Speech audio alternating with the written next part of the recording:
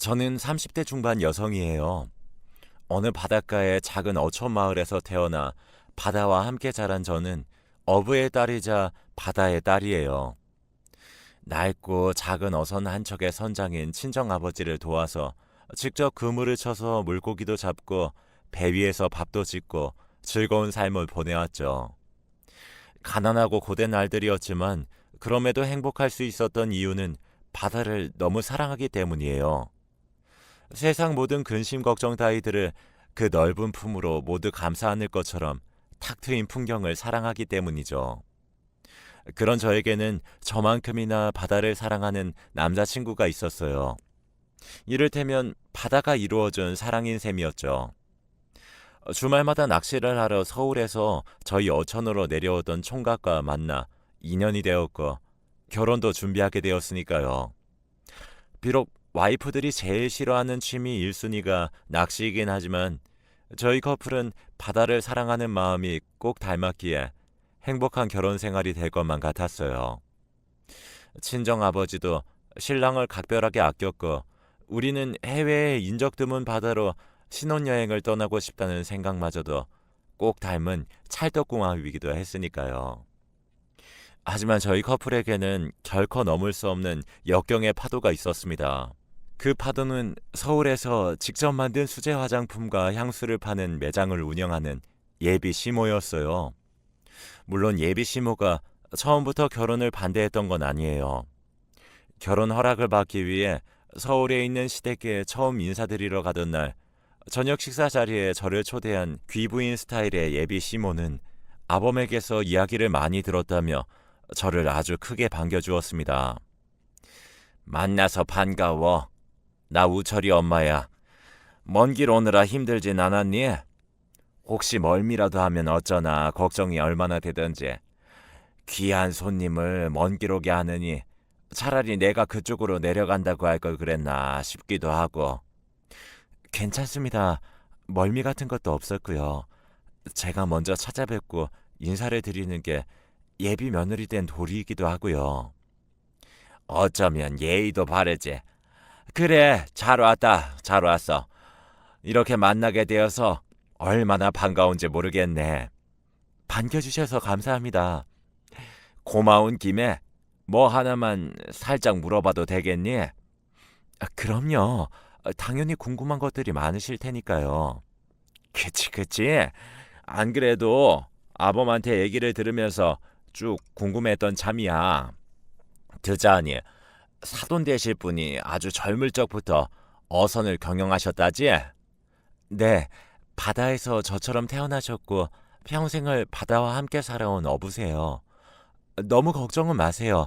바다니라는 사람들 성격 급하고 거칠다는 건 일종의 편견일 뿐이기도 하고요. 더욱이 친정아버지는 딸 자식 사랑, 가족 사랑이 무척 대단한 분이세요. 그럼 난 편견 같은 거 전혀 없단다. 사돈 네 분이 얼마나 점잖은 분이신지는 예의 반듯한 너를 보면 훤히 다 알 것 같기도 하고. 어머, 내 정신 좀 보렴. 육지 음식이 입에 맞을지는 모르겠지만 내 나름 직접 한번 차려봤어. 식기 전에 먹자꾸나. 그날 저녁 식사는 무척이나 맛있었고 훈훈한 분위기는 상견례 날에도 이어졌어요. 예비 시모가 바닷일로 거칠어진 친정아버지의 손을 꼭 잡아주며 이렇게 말씀하셨거든요. 일찍이 부인을 여의고 험한 바닷일을 하면서 귀한 딸 혼자 키우느라 얼마나 고생이 많으셨어요. 딸을 이만큼 참하게 잘 키워내셨으니 누가 뭐래도 사돈은 훌륭한 아버지십니다. 그리고 저와 친정아버지에게 거듭 약속했죠. 귀한 따님을 친정엄마처럼 잘 보살필 테니 사돈은 아무 걱정 말고 생업에 힘쓰시면 된다는 약속이었어요. 하지만 훈훈한 분위기는 딱 그때까지였죠. 누가 알았겠어요. 그렇게 사람 좋던 시모가 한순간에 돌변하리라고는요. 그 시작은 저희 부부가 해외의 인적 드문 바닷가로 신혼여행 예약을 마지막으로 모든 결혼 준비를 마치던 날 친정의 경제력을 떠보려는 속셈이었던 시모의 바로 이 발언으로부터 시작되었습니다. 너희 세상에 결혼 준비가 너무 소박한 거 아니니? 아니 뭐 그냥 이건 정말 혹시나 싶어서 하는 얘기니까 시어미가 벌써부터 돈 욕심을 부리나 하는 오해 같은 건 품지 말고 들어. 오해는요, 결혼이라는 게 원래 양가 조율해 가면서 하는 일인데요. 역시 너는 됨됨이가 참 훌륭해. 배운 사람 티가 난다고 해야 하나? 하긴 부잣집 여식이니 오죽 잘 배우고 자랐겠니 얘. 부잣집 여식이라는 말에 어리둥절한 제가 미처 그게 무슨 말이냐고 되물을 겨를도 없이 예비 시모의 말이 이어졌어요.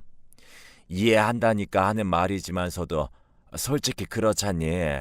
사돈이 어선 선장이면 지역 알부자일 텐데 알부자 사돈 체면이랑 사돈 쪽 하객들 품위를 생각하면 지금보다는 한층 격조 있는 결혼식이 맞지 않겠어?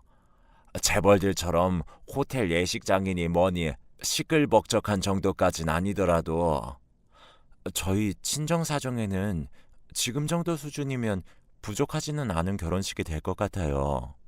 에이, 겸손은 듣자하니 어선 경영하는 사람들이 지역에서 돈줄 꽤나 쥐고 사는 유지라도만. 그런 사람들도 있죠. 어선 열대척씩 올리는 선단 사장님들이요. 하지만 저희 친정아버지는 그냥 작고 낡은 어선 한 척짜리 어부인 거예요. 한 척? 뭐? 작고 낡기까지 했어? 네. 진짜 정말로 겸손이 아니라 꼴랑 한 척짜리인 것도 모자라서 자꾸 낡기까지 했다고? 꼴랑이라뇨. 갑자기 그게 무슨... 벙찐 저는 꼴랑이 무슨 소리냐며 거듭해 물었지만 예비 시모는 입을 꾹 다문 채로 아무 말 없이 쌩하니 자리를 떠버렸어요. 그날 이후로 예비 시모는 저희 부부의 결혼을 반대하기 시작했죠. 예비 시모는 처음 한두 번은 남편 몰래 저를 불러다가 곱게 얘기했어요.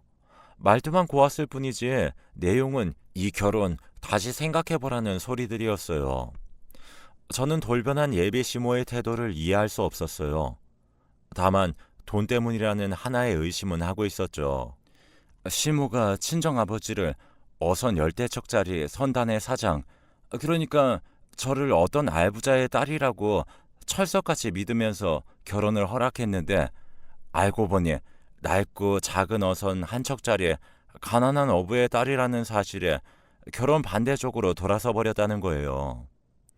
그러나 그때까지만 해도 저는 설마 싶었고 예비 시모에게 다른 이유가 있을지도 모른다는 생각이었어요. 예비 시모가 저와 친정 아버지에게 보여주었던 올바르고 속 깊은 모습들이 아직은 눈에 선하던 때였거든요. 사람 함부로 오해하고 미워하면 안 되잖아요. 하지만 남편의 말에 따르면 예비 시모가 결혼 반대로 갑자기 돌아선 이유는 돈 때문이 확실해 보였어요. 예비 시모가 저희 집을 알부자라고 정말 철석같이 믿었나 봐요. 그래서 알부자인 친정아버지의 어선을 몇 척 팔아서 예비 시모는 본인이 경영하던 수제 화장품과 향수 매장 2호점, 나아가서 3, 4, 5호점까지 내려는 욕심으로 저희 부부의 결혼을 허락했던 모양이었고요. 그런 속셈을 품고 있던 상황에서 친정아버지가 가난한 어부라는 사실을 알게 되었으니 결혼 반대로 돌아설 수밖에요. 그렇다고 남편은 시모의 검은 속셈을 뻔히 알고 있으면서도 아무 말 없이 결혼을 무리하게 추진했던 거냐고요? 아니요. 남편도 뒤늦게 알게 된 일이었어요. 그때까지만 해도 남편 역시나 저처럼 엄마가 이런 생각을 하고 있지는 않을까 하는 추측만 하고 있던 참이었어요. 다만 예비 시모가 결혼을 반대하기 시작하면서부터 지금이라도 부잣집 여자를 만나보라고 자꾸만 들볶는 통에 남편도 예비 시모의 흑심을 짐작만 하고 있었을 뿐이었죠. 제가 예비 시모가 결혼 반대로 갑자기 돌아선 이유는 돈 때문이라고 확신한 이유가 아주 간단해요. 저를 불러다 앉혀놓고 본인의 욕심에 동참해달라며 꼬드겼거든요. 솔직히 좀 많이 실망했다. 난 사돈 될 자리가 번듯한 자리인 줄로만 철석같이 믿고 있었으니까 솔직히 저도 많이 실망이었어요. 친정이 가난하다는 이유 하나만으로 한순간에 돌아설 만한 인품이라고는 생각하지 못했거든요. 그래도 어쩌겠니? 벌써 청첩장도 다 돌렸겠다. 이제 와서 물을 수 있는 일도 아니고 말로는 결혼을 다시 생각해보자고는 했지만서도 속으로는 그게 아니었어. 시애미 심정 이해하지? 글쎄요. 이해하기 어려운데요. 저랑 신랑은 친정을 알부자라고 소개한 적 한 번도 없는데 혼자 알부자라고 믿었다가 혼자 크게 실망한 사람도 어머니고 혼자 결혼을 반대한다고 갑자기 돌아선 사람도 어머님이시니까요. 너무 그렇게 딱 자르지 말고 처음부터 다시 차근차근 이야기를 해보자꾸나. 처음부터요? 결혼은 양가 조율해 가면서 하는 일이라며. 그때 네가 했던 말 잊었니? 저는 또 무슨 얘기를 하려고 이러나 생각하고 있었죠. 예비 시모는 마치 본인이 언제 결혼을 반대하는 사람이었냐는 듯이 자상한 태도로 돌변해 조근조근 말을 이어갔어요. 어선 열대적짜리 선단의 사장이 아니면 어떠니? 예, 작고 낡은 한 척일지언정 그것도 나름 재산이에요. 그렇고 말고. 그래서요. 또 무슨 말을 하시려고요? 그 한 척이라도 팔아서 보태렴. 네? 정확히 말하자면 투자지 투자. 무슨 투자를 어디다가요?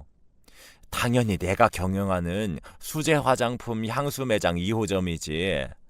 어선 한 척이 큰 돈은 아니라지만 적어도 인테리어 비용 정도는 될 수 있지 않겠니? 진심이세요? 진심이지 그럼.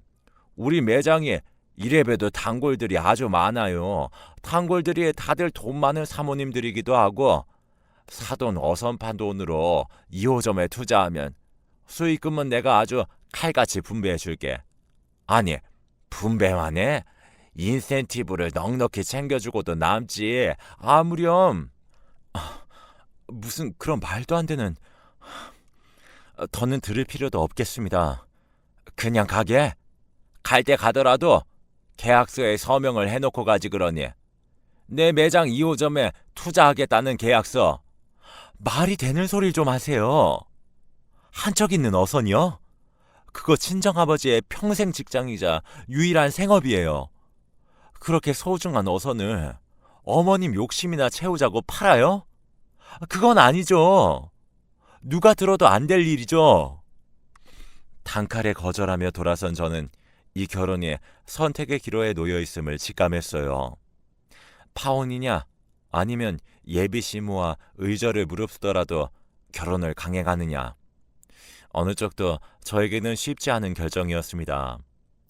제가 남편을 사랑하는 마음은 제가 바다를 사랑하는 마음과 같기에 파혼은 너무나 가슴 아픈 선택이었고 예비 시모와 의절을 무릅쓰더라도 결혼을 감행하자니 사랑하는 남편을 낳아준 시어머니와 의절하는 것 또한 쉽지 않은 선택일 테니까요. 저희 친정으로부터 자기 매장 2호점을 위한 돈을 얻어낼 수 없다는 사실을 깨달은 시모는 가난한 저를 며느리로 맞이하느니 차라리 결혼을 파토내기로 작정한 모양이었어요. 그 결심은 곧장 행동으로 나타났죠. 제가 결혼에 대해 생각할 시간이 필요하다며 연락이 뜸하게 되자 이번에는 시모가 직접 차를 몰고 저희 오천으로 찾아왔어요. 그렇게 막무가내로 찾아와 놓고 한다는 말이 좋아, 내가 졌다. 돈 같은 건 바라지도 않으마. 넌 그냥 약속 2개만 해주면 돼. 약속 딱 2개면 나도 이 결혼에 반대 없다. 또 무슨 얘기를 하려고요? 분명 신랑 통해서 생각할 시간이 필요하다고 전했을 텐데요. 그 생각 도와주려고 온 거니까 날 세우지 말고 들으렴. 사돈은 결혼식장 근처에도 오지 않았으면 싶다. 그게 내 첫 번째 조건이야. 뭐라고요? 사실이 그렇지 않니 얘? 시댁 쪽 하객들 대부분이 우리 수제 화장품 향수 매장 단골 손님들이야. 그 사모님들이 후각이 얼마나 예민한 분들인데 혼주랍시고 영 좋지 않은 향기를 달고 신부 입장을 할 수는 없잖니. 사모님들 기분도 기분이거니와 CM이랑 네 남편 될 사람 체면 생각해서라도 그 정도의 배려는 해줘야지 예. 글쎄요. 영 좋지 않은 향기, 그게 뭔데요? 네? 뭐냐니까요? 그 질문에 예비 시모는 주변을 오가는 어민들 눈치를 쭈뼛쭈뼛 봐가며 대답을 안 하더라고요. 마침 장소가 바닷가 어촌 마을인 만큼 행여나 말 하나 잘못 꺼냈다가 몰매 맞고 쫓겨나지는 않을까 걱정하는 눈치였지만 그때 사실 저는 시모가 말하는 영 좋지 않은 향기가 뭔지 뻔히 짐작하고 있었어요. 아니나 다를까 오가는 어민들 눈치를 한참이나 살피던 예비 시모가 저에게 무척이나 조심스레 속삭였어요. 그 왜 있잖니? 바다 향기. 수산시장 냄새라고 해야 하나? 뭐 그런. 순간 자존심이 팍 상하더라고요. 이건 그냥 바닷일을 하는 사람들 전부를 싸잡아 무시하는 거잖아요. 더욱이 상대는 제 친정 아버지라고요. 결혼식 혼주요. 그런데 결혼식장에 얼씬도 하지 말라니 그게 말인지 된장인지. 대답할 가치도 없다고 생각한 제가 싸늘하게 자리를 뜨려 하거나 말거나 시모는 이번에는 아주 제 얼굴 앞에 각서까지 내밀어 흔들더군요. 얼른 지장부터 찍으렴. 이건 결혼 3일 전부터 향수로 목욕 재개를 하겠다는 각서야. 그렇게 해야 하는 이유는 굳이 2번 얘기 안 해도 알겠지. 심지어 너는 신부잖니. 이보세요. 각서 위반 시 피해 보상 조항이 제일 중요하니 꼭 읽어보거라. 대충 결혼 3일 전부터 향수로 목욕 재개를 하지 않으면 사돈의 어선을 피해 보상금으로 내놓아야 한다는 조항이야. 꼭 읽어보고 반드시 명심해. 싫다면요? 그럼 난 이 결혼 못 시키지. 니깎게 뭐라고 고귀한 우리 하객들 앞에서 내가 망신까지 당해가면서 결혼을 시켜야 한다든. 어이가 없어도 이렇게 없을 수가 있을까요? 결혼을 파토내겠다고 솔직하게 말하면 차라리 조금이라도 나을 것이 굳이 찾아와서까지 아비와 그 자식을 짓밟아 놓을 필요가 있었을까요? 저는 아무런 대꾸 없이 그저 예비 시모 보란 듯이 콧방귀나 한번 끼며 자리를 박차고 나와버렸어요. 더 이상 상종을 할 가치도 없는 사람이라는 판단이 들었거든요. 그리고 곧장 서울에 있는 남편을 만나 솔직한 심정을 털어놓았죠. 당신을 바다만큼 사랑하지만 그런 모욕까지 참아가면서 결혼을 할 수는 없겠다고요. 그러자 줄곧 친엄마의 행패에 저를 볼 면목이 없었던 남편은 저를 꼭 안고 슬퍼할 뿐이었어요. 무조건 저의 마음이 우선이라면서요. 어떤 판단이든 제 편이 되어주겠다면서요. 그날 저는 남편에게 당장 입으로 저의 결심을 말하지는 못했지만 속으로는 굳게 다짐했죠. 만약 남편이 저의 생각에 동의해준다면 예비 시모와 의절을 감수하면서라도 이 결혼 지켜내겠다고요. 의절을 무릅쓸 만큼 나를 사랑해줄 사람은 친정아버지 말고 세상에 또 없을 테니까요. 하필이면 바로 그 무렵 예비 시모가 결혼 반대로 돌아섰다는 사실과 제가 겪은 모독을 까맣게 모르는 친정아버지는 딸을 사랑하는 마음으로 저 몰래 예비 시모에게 귀한 선물을 하나 보냈어요. 홀로 새벽바람을 맞아가며 직접 잡아올리신 없어서 못 팔 정도로 귀하고 비싼 자연산 돌돔 한 상자였죠. 친정아버지가 돌돔 선물을 보냈다는 사실을 모르고 있던 저에게는 기니 할 말이 있으니 시댁으로 오라는 예비 시모의 문자가 뜬금없이 도착했고 저는 이번에야말로 예비 시모와 단판을 짓겠다는 각오로 길을 나섰어요. 그렇게 저는 당신 없이 남편이랑 둘이서 행복하게 잘 살 테니 앞으로는 간섭하지 말라는 의절의 말을 수차례 곱씹고 나서야 시댁으로 들어갔는데 이건 또 무슨 상황이지 싶은 생각에 살짝 주춤한 저에게 쏟아지는 시선들. 그 시선을 보내는 사람들은 눈치를 보아하니 모두가 예비 시모의 매장 단골 사모님들이었어요. 그리고 그 자리는 예비 시모와 단골들이 함께하고 있는 식사 자리였고요. 제가 거기까지 상황을 파악한 바로 그 순간 네 친정 아버지라는 인간은 어디 역겨운 음식물 쓰레기를 남의 집에 함부로 보내고 그런다던? 시모가 대뜸 그렇게 쏘아붙이더니 제 눈앞에 보란 듯이 무언가를 음식물 쓰레기통에 처박아 버리더군요. 그제야 저는 모든 사태를 파악했어요. 친정아버지가 딸 자식 사랑하는 마음으로 직접 잡아 선물로 보냈을 자연산 돌돔 그대로를 예비 시모가 쓰레기통에 처박았다는 것과 저를 망신 주기 위해 예비 시모가 일부러 꾸며낸 자리라는 것까지 모두요. 뻔하죠. 그렇게까지 정성스럽게 행패를 부릴 이유는 딱 하나밖에 없잖아요. 저와 남편의 결혼을 제대로 쪽내기 위해서죠. 졸지에 모욕을 당한 저는 참을 수 없었고 참아서도 안 됐어요. 그래서 들이받았죠. 이게 지금 무슨 행패죠? 사람 먼 길 불러다 구경거리처럼 세워놓고 망신을 주면 그쪽 체면이 활짝 피신답니까? 정말 그렇게 생각해요? 아니지. 오히려 쪽팔릴 일이지 뭐. 가난한 집안 딸년이라고 자랑질을 해도 유분수지. 이게 어디서 보고 배운 데도 없이. 보고 배운 것 없는 쪽은 차라리 당신이지. 저게 뭔 줄 알아? 저게 그냥 생선으로 보여? 저건 그냥 생선이 아니라 딸 자식 아끼는 아버지 정성이고 사랑이야.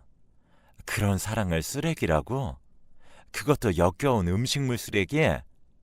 착각하지 마. 당신은 지금 그냥 단골 손님들 앞에서 스스로 얼굴 깎아먹고 있을 뿐이야. 나 이만큼 무례하다, 이만큼 표독하다, 이렇게 광고하고 있는 꼴이라고, 알아? 제가 한바탕 쏘아붙이는 사이 예비 시모는 단골 손님들 보란 듯이 콧방귀나 픽픽 뀌더군요.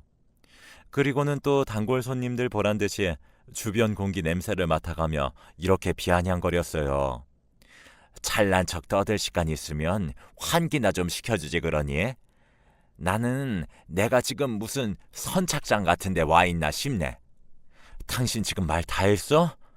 말은 다 했지만 아직 한 방 남았지 아마? 그렇게 또 비아냥거린 예비 시모가 미리 만들어둔 향수 한 바가지를 집어들고는 저에게 물사대기 때리듯 뿌리려는 순간 덜컥 현관문이 열리면서 뒤늦게 헐레벌떡 달려온 남편이 제 앞으로 뛰어들어 예비 시모의 향수 한 바가지를 자신이 대신 맞았어요. 갑작스러운 남편의 등장에 예비 시모는 당황했고 남편은 치를 떨고 있던 저를 달래고는 그러더라고요. 이게 무슨 짓이야? 사람들까지 불러다 앉혀놓고 이게 무슨 추태냐고? 돈이 그렇게 좋아요? 아들이 사랑하는 여자 마음 짓밟아 놓아야 할 만큼 가난이 못마땅해요? 그러게 여자를 잘 골랐어야지. 어디서 꼴랑 저런 걸 며느리감이라고. 잘못을 했으면 들어가서 얌전히 반성이나 하고 있어 이놈아. 돈에 눈이 멀었어도 말은 똑바로 하자. 이 사람한테 엄마 같은 사람을 시어머니라고 들이민 게 내 진짜 잘못이야. 반성을 해야 된다면 내가 이 사람한테 엄마의 행동을 사과하고 반성해야지. 안 그래? 손님들 앞이야. 목소리 낮춰. 괜히 엄마 품위 깎아먹지 말고. 어? 그놈의 품위. 이게 엄마가 말하는 품위야? 저분들이 어떻게 생각하시겠어? 엄마가 지금 품위 있다고 생각할 것 같아? 혼자 알아서 잘 챙겨가면서 사세요.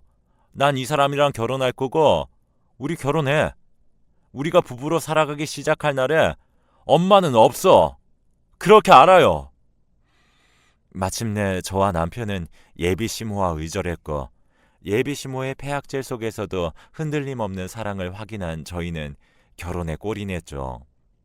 그렇게 부부가 된 저희는 예정대로 해외의 어느 인적 드문 바닷가로 신혼여행을 떠났어요. 바다를 사랑하는 부부다운 행선지였죠.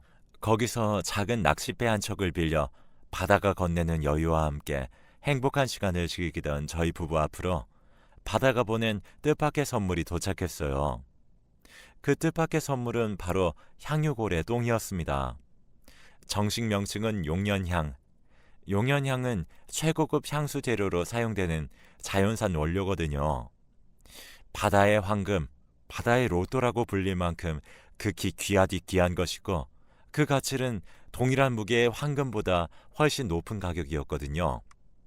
1kg에 한국 돈으로 환산하면 약 3천만 원을 호가하는 가치였죠. 심지어 저희가 건져 올린 용연양은 30kg짜리였거든요. 합쳐서 15억. 명색에 바다의 딸인 저와 바다 애호가인 남편은 용연양을 한눈에 알아보았죠. 이게 꿈인가 생시인가 싶더라고요. 아무래도 바다를 사랑하는 우리의 마음에 보답을 해준 것 같았어요. 나 바다가 하는 말이 아주 잘 들리는데 시어머니로부터 겪은 수모는 내가 다 품고 파도와 함께 씻어줄 테니 너희는 그간의 마음고생 다 떨치고 행복하게 살라는 결혼 선물이라네. 나도 그런 것 같아. 바다는 늘 사람의 마음을 보듬어주는 존재니까. 그리고 고마워. 응? 선물은 바다가 줬는데 왜 나한테 고마워? 바다처럼 날 지켜줘서. 그래서 고맙고 앞으로 더 행복하게 살자. 당신이랑 바다랑 다 같이. 신혼여행은 용연향으로 만든 향수처럼 향긋하게 끝이 났고 저희 부부는 용연향을 현지에서 팔아 15억을 거머쥔 채로 귀국했어요. 저희가 부부로 함께할 앞날이 더 든든한 순간이었죠. 하지만 그로부터 몇 주 뒤에 분명 의절했던 시모가 저희 고향인 어촌마을 창밖으로 바다가 훤히 보이는 곳에 자리 잡은 신혼집으로 찾아왔어요. 아무래도 저희 부부가 용연양 덕분에 넉넉한 형편이 되어 귀국했다는 소문을 들은 모양이었죠.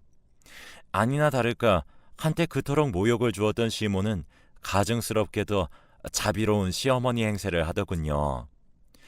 지난 소리들이 무척이나 서운했지? 다 이해한다. 우리 사이에 더 나눌 말이 있던가요? 피차 안 보고 살기로 얘기 끝난 걸로 아는데. 사실은 그게 다 일종의 며느리 시험이었어. 시험은 무슨. 저는 그런 시험에 응한 적 없는데요. 네 입장에서는 그러지 모르겠지만서도 시엠이 되는 입장에서는 그게 아닌 법이에요. 며느리 될 아이가 부모를 향한 욕심이 얼마나 큰지 그걸 확인하기 위해서라도 일부러 이런저런 실험들을 억지로 만들었던 거지. 나도 힘들어하는 너 보며 속이 상하면서도 어쩔 수 없이 정말 부득이하게 했다. 뭐가 어쩔 수 없었다는 건지 모르겠고 거리 나가서 아무나 붙잡고 한번 물어나 볼까요? 그런 행동들이 과연 제정신으로 벌일 수 있는 일들이었는지. 그러니까 네가 더 대단하다는 거 아니겠니? 그래서 더 훌륭한 며느리감이라는 얘기고. 이건 또 뭔 소리래? 원하지도 않는 그쪽 며느리 자리를 누구 맘대로요.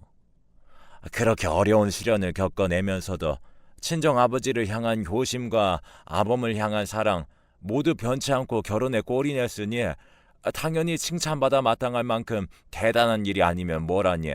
그토록 어려운 시험에 떡하니 합격했으니 당연히 널 며느리로 아주 기쁘게 받아들이겠다 이 얘기이기도 하고. 그냥 솔직하게 말하죠. 이번에는 또 뭔데요? 혹시 또 돈 얘기 때문에 이래요? 그렇다면 미리 말하는데 저랑 남편은 절대 안 됩니다. 엄마 노릇 하려고 왔어. 엄마 노릇. 시애미도 부모잖니. 그동안 당한 일들이 얼만데 그걸 믿으라고요?